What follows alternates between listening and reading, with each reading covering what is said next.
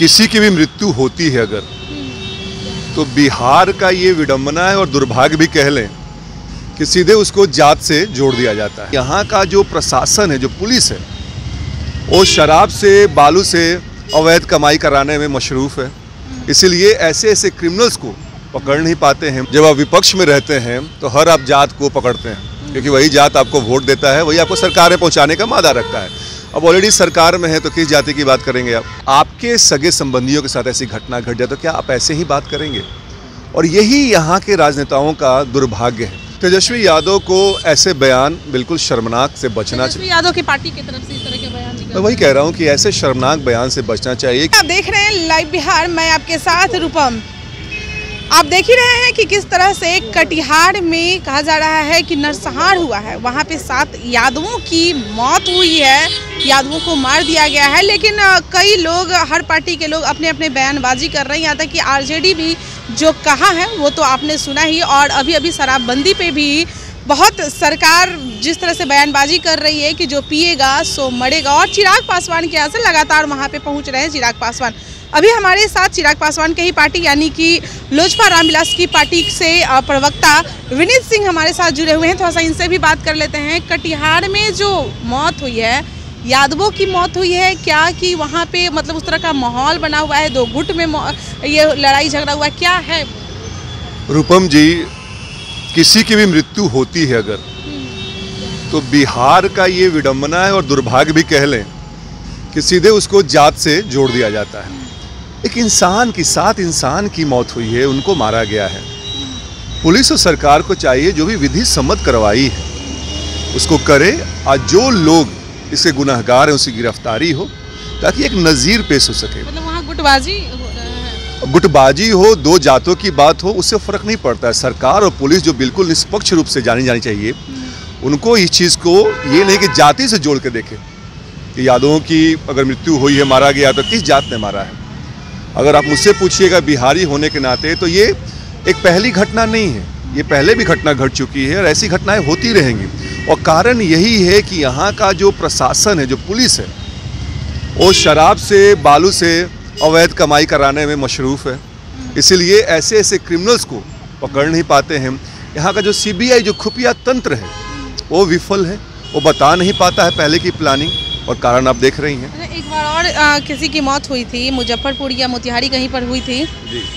तो वहाँ पर तेजस्वी यादव पहुँचे थे कि यहाँ पे यादवों की मौत हुई है, क्योंकि मतलब कहा जा रहा है ना कि कहते हैं कि हम यादवों को सबसे ज़्यादा ये करते हैं, उनको वोट बैंक वो बनाने की बात कर रहे हैं। तो वहाँ पर क्यों नहीं जा रहे हैं कटिहार में? आप ये बताइएगा, तेजस्वी यादव जी उस समय सरकार में थे या विपक्ष में थे? विपक्ष में थे। आपके सवाल का आपने खुद ही आंसर दे दिया। जब आप विपक्ष में रहते हैं तो हर आप जात को पकड़ते हैं, क्योंकि वही जात आपको वोट देता है, वही आपको सरकार में पहुंचाने का वादा रखता है। अब ऑलरेडी सरकार में है तो किस जाति की बात करेंगे आप? अब तो कह रहे हैं कि हर जगह पहुंचना संभव है। बिल्कुल सही बात है भाई। कहते हैं ना कि जिसके पाँव ना फटे बेवाई, ओका समझे पीर पर आई। अगर भगवान न करे लेकिन आपके सगे संबंधियों के साथ ऐसी घटना घट जाए तो क्या आप ऐसे ही बात करेंगे? और यही यहाँ के राजनेताओं का दुर्भाग्य है। बोलने का कोई काबू नहीं। नीतीश कुमार जी, उनके मुखिया ने कैसा बोला है कि जो पिएगा वो मरेगा। तेजस्वी यादव जी यही बोल रहे हैं। लेकिन एक बिहारी होने के नाते मैं फिर से कहूँगा कि जात पात से ऊपर उठिए, और जो व्यक्ति मरा है उसके परिवार को देखिए, उसको मुआवजा दीजिए उसको, ताकि और पुलिस जो है ऐसे ऐसे जो गुनहगार हैं उनको पकड़े, और पकड़ के एक एग्जाम्पल, एक उदाहरण सेटअप करे, ताकि आगे जो भी ऐसे लोग जो क्रिमिनल माइंडेड हैं वो ऐसे क्राइम करने से बचे, और जनता में पुलिस और प्रशासन का विश्वास कायम हो सके। कटिहार की घटना को आप क्या कहेंगे? बहुत दुखद है, बहुत मर्माहत करने वाला है। बताइए, एक समुदाय के 7 लोगों को मार दिया जाता है, कारण कुछ भी हो। भाई, यहाँ पे देश में कानून का राज्य होना चाहिए।